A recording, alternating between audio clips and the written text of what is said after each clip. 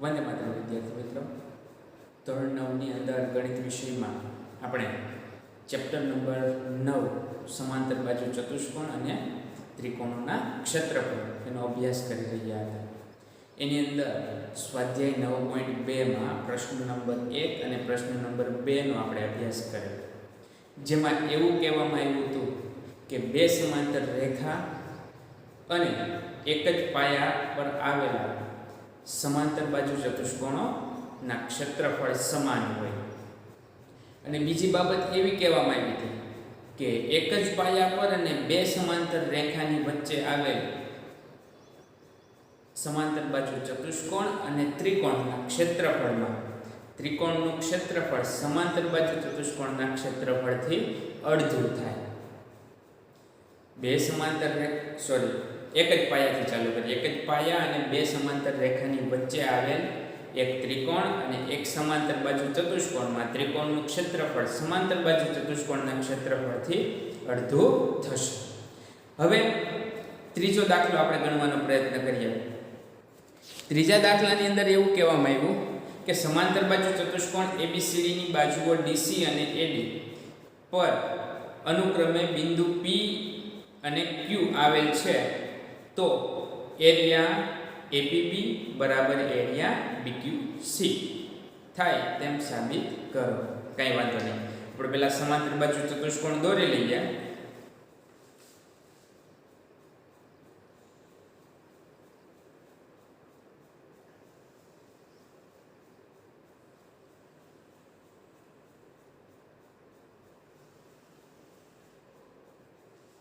નામ આપી દઈએ A D C D. ABCD આપી દીધું. હવે બીજું શું કીધું કે DC અને AD ઉપર P, DC ઉપર P, DC આની ઉપર P બિંદુ છે અને AD ઉપર Q બિંદુ છે. AD ઉપર અહીંયા જોઈએ તો Q બિંદુ છે. મધ્ય બિંદુ છે એવું કંઈ કીધું નથી. તો સાબિત કરો કે એરિયા APB બરાબર એરિયા BQC.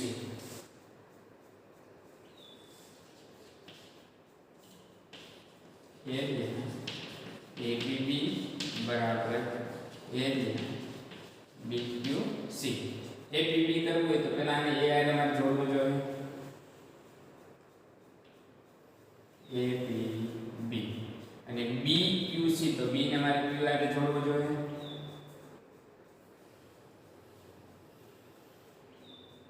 અને C ને મારે અહીંયા જોડી દઉં. આ આવી આકૃતિ બને છે. તો આ બે ત્રિકોણના ક્ષેત્રફળ સરખા છે એવું સાબિત કરો. તો કે અહીંયા આગળ ચતુષ્કોણ ABCD સમાંતર બાજુ ચતુષ્કોણ છે.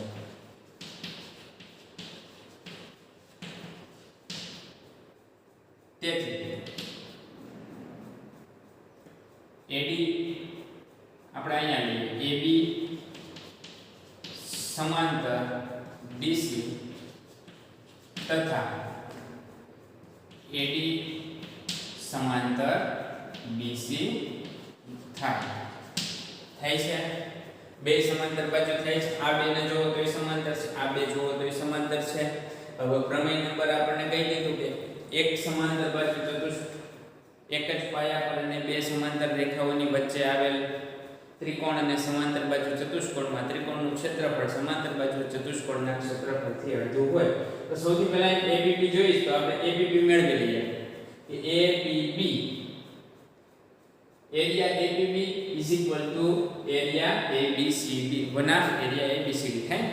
તો આપણે એને પહેલા કેવું જોશે, આમાં લખવું જોઈએ કે ત્રિકોણ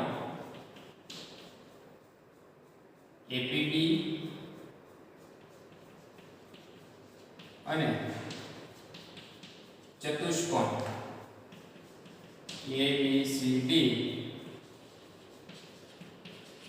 એક જ પાયા. હવે બેનો પાયો એક કયો છે તો કે APB અને ABCD. તો AB બેમાં કોમન પાયો છે, તો એક જ પાયા AB પર અને બે સમાંતર રેખા આ બેને ધ્યાનમાં લેવાનું છે એટલે AB સમાંતર BC AB અને BC ની વચ્ચે આવેલ છે તેથી area APB is equal to 1/2 area ABCD આને આપી દે પરિણામ નંબર 1. હવે બીજું તો કે આની આ સેમ પોઝિશન છે ત્રિકોણ BQC છે ઈ BC પાયા ઉપર આવેલો ત્રિકોણ છે એટલે ચતુષ્કોણનો પાયો BC જ થશે એટલે માત્ર આપણે આની આ થિયરી ફરી વખત લખવાની છે કે ત્રિકોણ BCQ અને ચતુષ્કોણ ABCD જો કે અહીંયા તો આપણે ચતુષ્કોણની કે સમાંતર બાજુ ચતુષ્કોણ શબ્દ પ્રયોગ કરીએ એ બહુ વધુ હિતાવહ છે એટલે અહીંયા આપણે હું તમને અહીંયા લખી દઉં છું પણ ખરેખર તમારે સમાંતર બાજુ ચતુષ્કોણ જ લખવું ત્રિકોણ BCQ અને સમાંતર બાજુ ચતુષ્કોણ ABCD એક જ પાયા BC પર તથા બે સમાંતર રેખા હવે જો તો BC પાયો એનો હોય તો એને સમાંતર તમારે AD જોવું પડે ને બે સમાંતર રેખા AD અને BC ની વચ્ચે આવેલ છે તેથી area BCQ is equal to 1/2 area ABCD પરિણામ નંબર 2. હવે આ બે ને શું જોઈએ છે તો કે આ બે સરખા છે તો કે પરિણામ 1 અને 2 પરથી જો તો APB લ્યો કે BCD લ્યો ઈ શું છે તો કે અડધું કોનું છે ABCD તો આપણે ખાલી આમ લખવું હોય તો લખી શકાય એરિયા BCQ પહેલા APB જોયું છે ને આપણે APB નાખીએ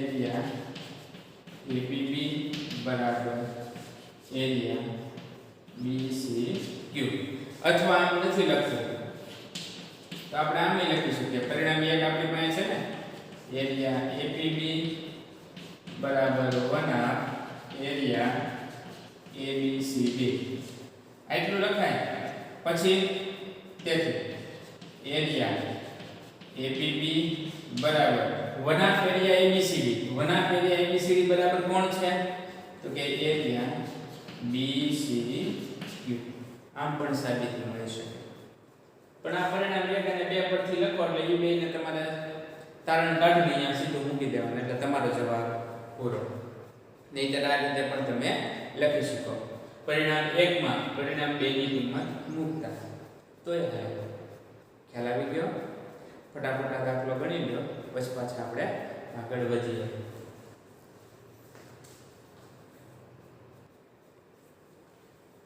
આગળ જોઈએ તો કે હવે પછી જે સ્વાધ્યાયના દાખલા છે એને આપણે આગળ લઈ જવાની કંઈ જરૂર નથી જે કંઈ મેઇન ટોપિક હતા એ 9.2 ના આપણે પૂરા કર્યા અને ઈ ટોપિક રિલેટેડ જ આપણે 3 દાખલાઓ ગણ્યા હવે એમાંથી કંઈક વિશેષ આગળ વધીએ તો કે સૌપ્રથમ આપણે જ્યારે વ્યાખ્યા જોઈ હતી સમાંતર બાજુ એક જ પાયા અને બે સમાંતર રેખાની વચ્ચે આવેલા સમાંતર બાજુ ચતુષ્કોણોના ક્ષેત્રફળ સરખા હોય એ જ રીતે અહીંયા આગળ ત્રિકોણની વાત કરવામાં આવી છે કે એક જ પાયા પર અને બે સમાંતર રેખાઓની વચ્ચે આવેલા ત્રિકોણોના ક્ષેત્રફળ સમાન હોય છે જો અહીંયા આગળ મેં લખેલી જ છે કે એક જ પાયા પર આવેલ અને બે સમાંતર રેખાઓની જોડની રેખાઓ વચ્ચે આવેલ બે ત્રિકોણોના ક્ષેત્રફળ હંમેશા સમાન હોય છે. જેમ સમાંતર બાજુ ચતુષ્કોણ હોય તો એના ક્ષેત્રફળો પણ સમાન હોય, એ જ રીતે ત્રિકોણ જો બે આપેલા હોય અને બેના પાયા એક હોય અને એ બંને ત્રિકોણ બે સમાંતર રેખાઓની વચ્ચે આવેલા હોય તો એ બે ત્રિકોણના ક્ષેત્રફળ હંમેશા સમાન હોય. ખ્યાલ આવી ગયો? ત્યારબાદ પ્રમેય નંબર 9.3.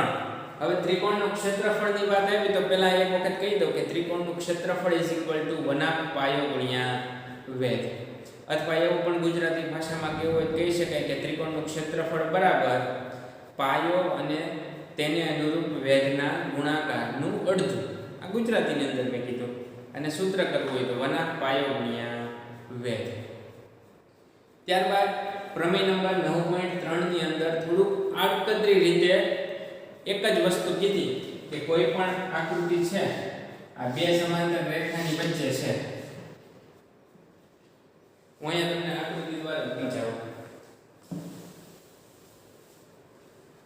ધારો કે અહીંયા બે સમાંતર રેખા છે.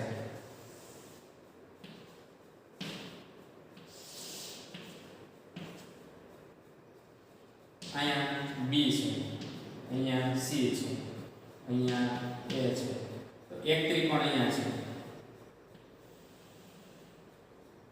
બીજો અહીંયા છે, અહીંયા B છે, ત્રીજો અહીંયા છે, અહીંયા E છે,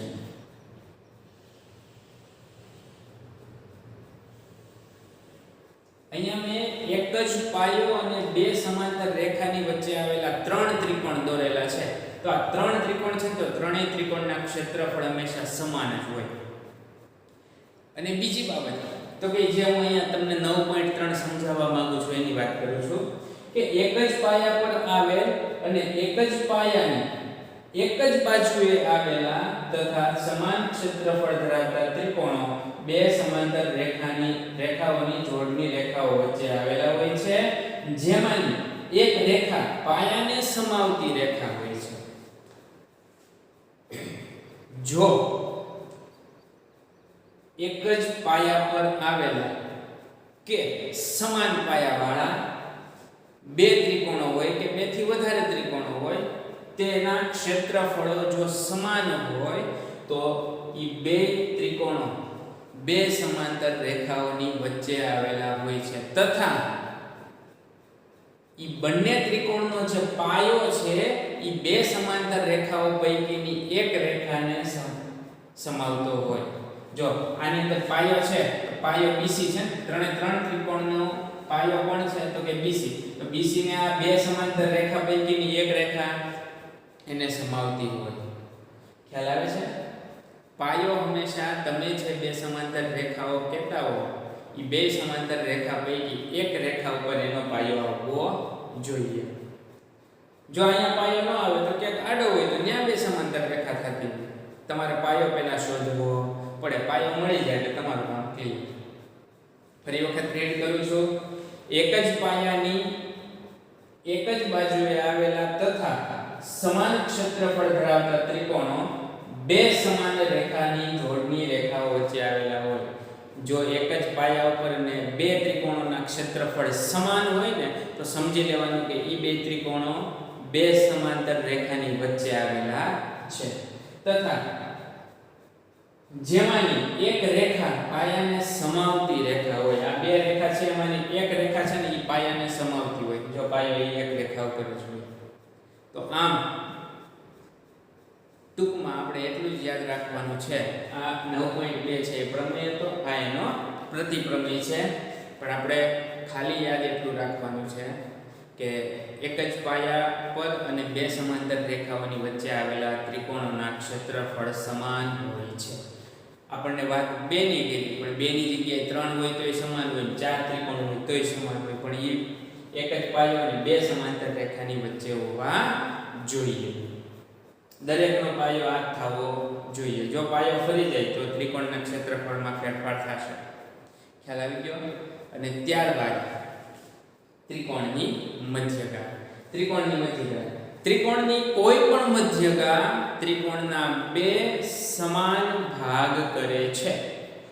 એટલે કે બંને ત્રિકોણના ક્ષેત્રફળ તમે ચકાસો એટલે બંને ત્રિકોણના ક્ષેત્રફળ સમાન થશે.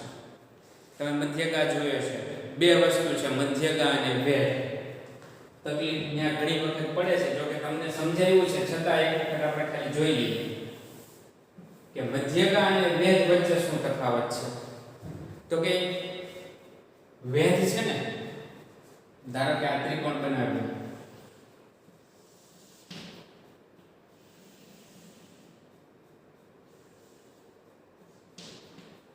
આ ત્રિકોણ A B C, આવડો ત્રિકોણ બનાવવાનો મતલબ તમને આની અંદર ક્લિયર વેધ કોને કહેવાય, ક્લિયર મધ્યગા કોને કહેવાય ખબર પડશે.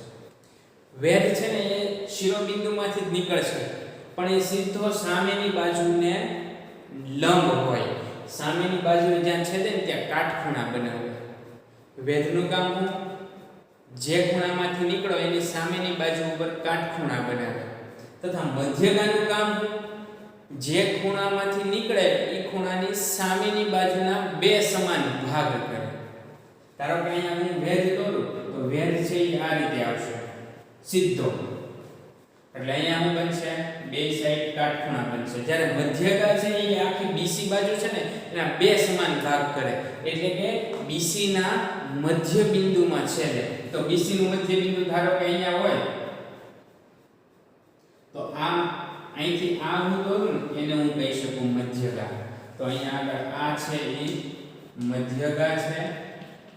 મધ્યગા હોય તો અહીંયા ધારો કે D બિંદુ હોય તો VD બરાબર CD થાય. તથા આ વેધ છે, વેધ હોય અને અહીંયા E બિંદુ હોય તો વેધ થી શું થાય? તો કે ખૂણો AEB બરાબર ખૂણો AEC બરાબર 90 અંશ.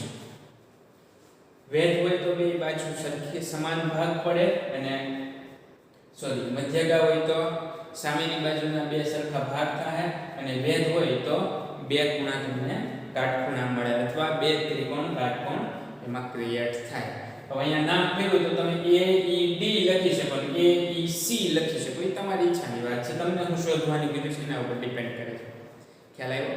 હવે ધારો કે તમને એમ કે ચલો ABD અને ADC બેના સમાન ક્ષેત્રફળ છે એવું સાબિત કરો.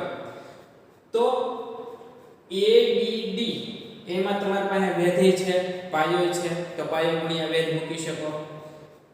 હવે ADC એમાં વેધ છે નહીં, તો એમાં વેધ નથી, તો એનો મતલબ તમે એ આકૃતિમાં ક્યાંય પણ વેધ આપ્યો હોય એ વેધ આ આકૃતિને પણ લાગુ પડે.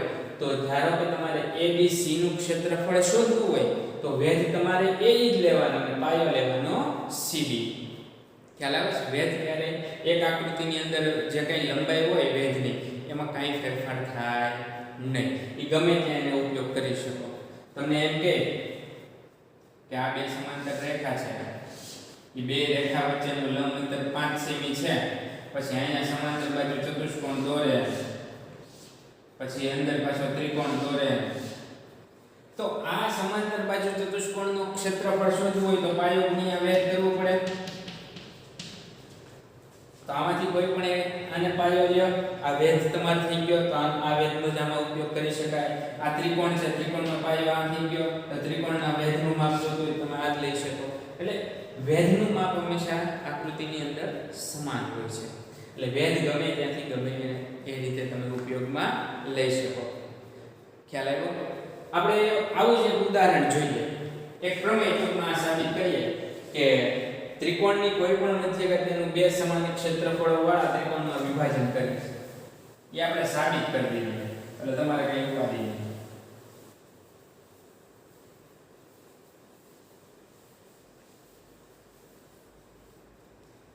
જો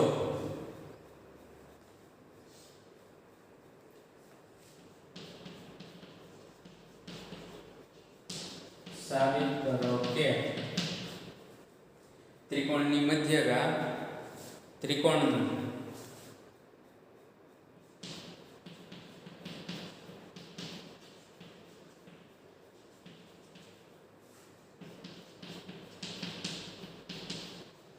ત્રિકોણની મધ્યગા ત્રિકોણનું સમક્ષેત્ર ત્રિકોણમાં વિભાજન કરે છે.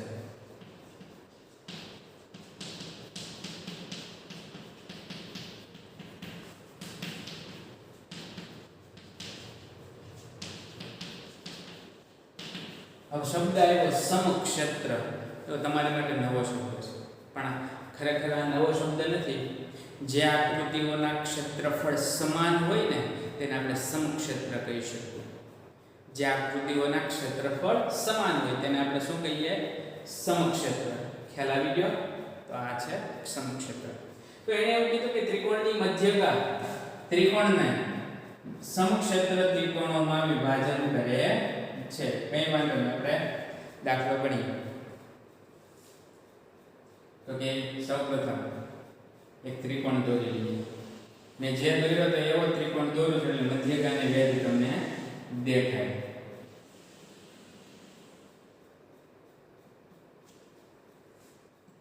A B C.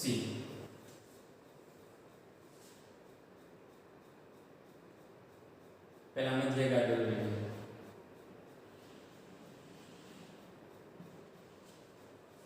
પછી લખીએ કે ત્રિકોણ ABC માં AD મધ્યગા છે. મધ્યગા આપી દીધી છે ને. હવે મધ્યગા તમને આપી દીધી, તમે લખી શકો BC બરાબર CD લખી શકાય. હવે શું કરો તો કે એક ભેદ શોધો. તમારે ત્રિકોણના ક્ષેત્રફળ સમાન જોયું છે ને, તો એક ભેદ લઈ લો. ભેદનું નામ આપીએ AM. અહીંયા લખીએ કે ત્રિકોણ ABC માં AM વેધ રચો. આ તમે એક્સ્ટ્રા દોર્યો. AM વેધ બની ગયો. હવે શું તો કે પેલા ત્રિકોણ ABD નું ક્ષેત્રફળ અહીંથી લખું છું. ત્રિકોણ AB એરિયા ABD બરાબર 1/2 ગુણ્યા પાયો કોણ છે? BD. પાયો ગુણ્યા વેધ કોણ છે? તો કે AM થશે બરાબર 1/2 ગુણ્યા. હવે મારે આ BD છે, BD નથી લખવું. અહીંયા BD બરાબર શું છે? CD. મારે BD નો લખો. BD અને CD બેની કિંમત કેવી છે? સરખી છે. તો મારે BD ની જગ્યાએ મારે CD લખવું. CD ગુણ્યા AM. હવે વિચાર કરો કે AM ગુણ્યા CD પાયો તમે આ લો તો આ કયા ત્રિકોણનો પાયો છે? તો કે ABC અથવા ACD. તો અહીંયા આગળ મારે આની બરાબર લખવું હોય તો હું ACD એરિયા લખી શકું. તો તેથી એરિયા ABD બરાબર એરિયા ACD. ખ્યાલ આવી ગયો કે જો ત્રિકોણ ABC માં મધ્યગા આપેલી હોય તો તે બે સમાન ત્રિકોણમાં વિભાજન થાય છે. એ બેયના ક્ષેત્રફળ સરખા હોય છે. સમક્ષેત્ર ત્રિકોણોમાં વિભાજન કરે છે. ખ્યાલ આવી ગયો? આ રીતે તમને ત્રિકોણની અંદર કંઈ પણ આપ્યું હોય, વેધ આપ્યું હોય તેનો ઉપયોગ કઈ રીતે કરવો, મધ્યગા આપ્યું હોય તો એનો ઉપયોગ કઈ રીતે કરવો એ આપણે જોતું જવાનું છે. નેક્સ્ટ લેક્ચરની અંદર આપણે થોડુંક આનાથી પણ આગળ વધશું.